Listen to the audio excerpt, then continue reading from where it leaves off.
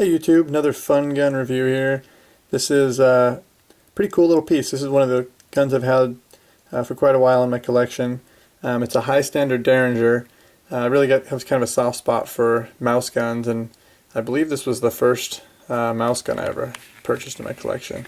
It's a high standard Derringer. That's, believe it or not, that is what it's called. It is not loaded right now. Yeah, high standard Derringer. It's not that I just don't know the name of it, but that's what it's called. It's got the logo on here, which according to my research, it's one of the first, I believe it's the first year that they produced these. It's not in perfect shape. It's got some dings and stuff on it, but it's an older piece. This one's in 22. They also made this in 22 mag. My uncle's actually got one in 22 mag. That's pretty cool. It's got kind of these faux ivory grips that look pretty nice. I've seen these before too, where people take the grips off and make them real thin.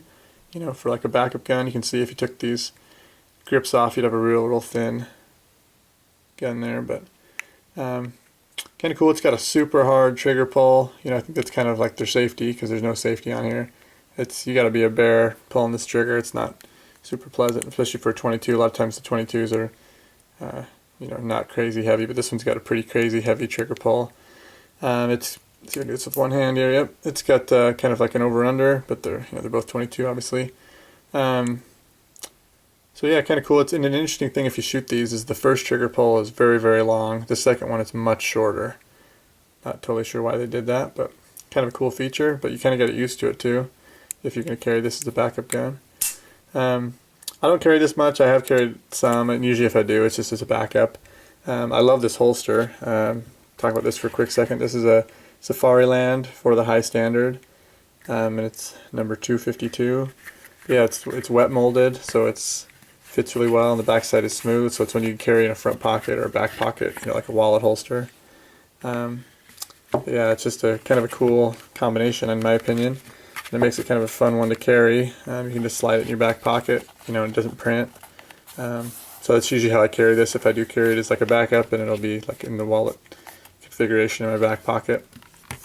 Anyway, just kind of a fun gun. If you haven't checked these out, these high standard Derringers, I think they're cool little guns. Some of the earlier, not crazy early, Wild West early, but some of the earlier, you know, now there's a lot of companies making little Derringers, but these are an earlier Derringer. It's pretty fun, pretty small, cool little mouse guns. So if you haven't checked them out, I think they're cool looking. I think they're a lot of fun and not crazy expensive.